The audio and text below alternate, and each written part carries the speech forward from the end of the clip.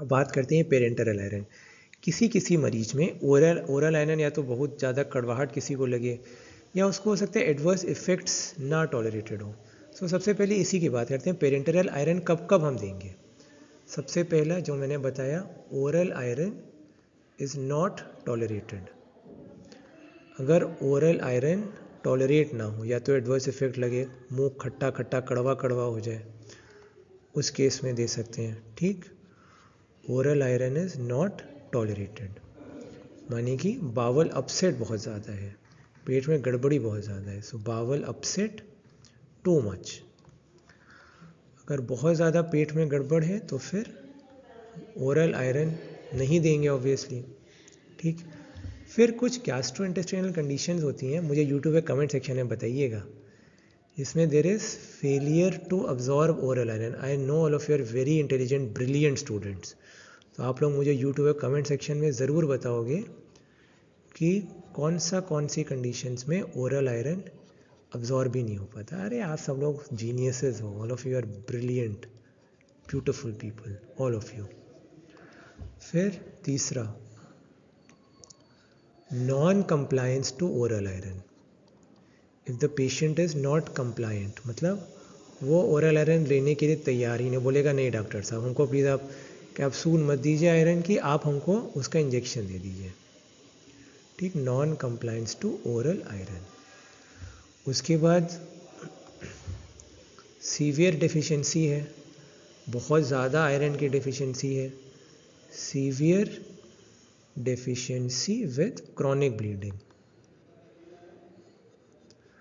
With chronic bleeding, बहुत ज़्यादा bleeding हो रही है। ठीक, सपोज ऐसा हुआ तब। उसके बाद इसको दे सकते हैं अलोंग विद एरिथ्रोपोइटिन। जो मैंने बताया था, एरिथ्रोपोइटिन क्या करेगा, एरिथ्रोपोइसिस करेगा। Erythropoiesis is nothing but red blood cells का फॉर्मेशन होना। It can be given along with erythropoietin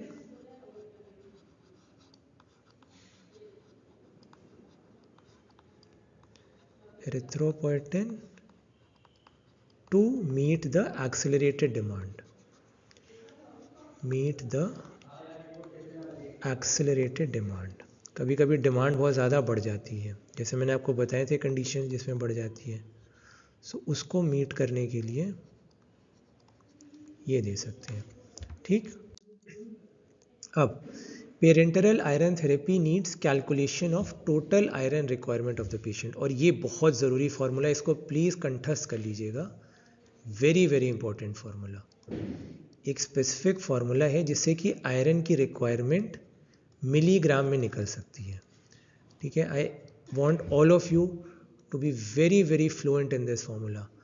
इसको आप क्लिनिकल प्रैक्टिस में रोज़ यूज़ करोगे, मैं अभी भी यूज़ करता हूँ अपने पेशेंट्स में। किसी में मुझे आयरन थेरेपी स्टार्ट करनी होती है, मैं इसी फार्मूले को यूज़ करता हूँ, और आप लोग भी यही यूज़ करेंगे तो बहुत एक्यूरेट आपका एस्टिमेशन हो जाएगा।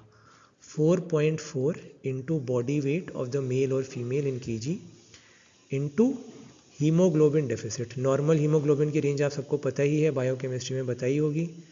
मेल्स में अलग होती है, फीमेल्स में अलग होती है, मेल्स में ज़्यादा, फीमेल्स में कम। So haemoglobin deficit should be in gram per decilitre, body weight kg में, और आयरन रिक्वायरमेंट इससे आपकी आ जाएगी। ठीक है, उसको फिर आप देंगे। ठीक है, और आयरन रिक्वायरमेंट जो होगी उसका यूनिट इज़ मिलीग्राम। ठीक है, अब बात कर लेते हैं कुछ पेरेंटरल आयरन प्रिपरेशंस के नाम। खाली आप लोग को पहले सिर्फ मैं नाम बताऊंगा, फिर उसके बारे में भी बताऊंगा थोड़ा बहुत। Iron dextrin, iron dextrin parenteral मतलब बाईपासेस द इंटेस्टाइन। ठीक, आयरन डेक्स्ट्रिन। उसके बाद हो गया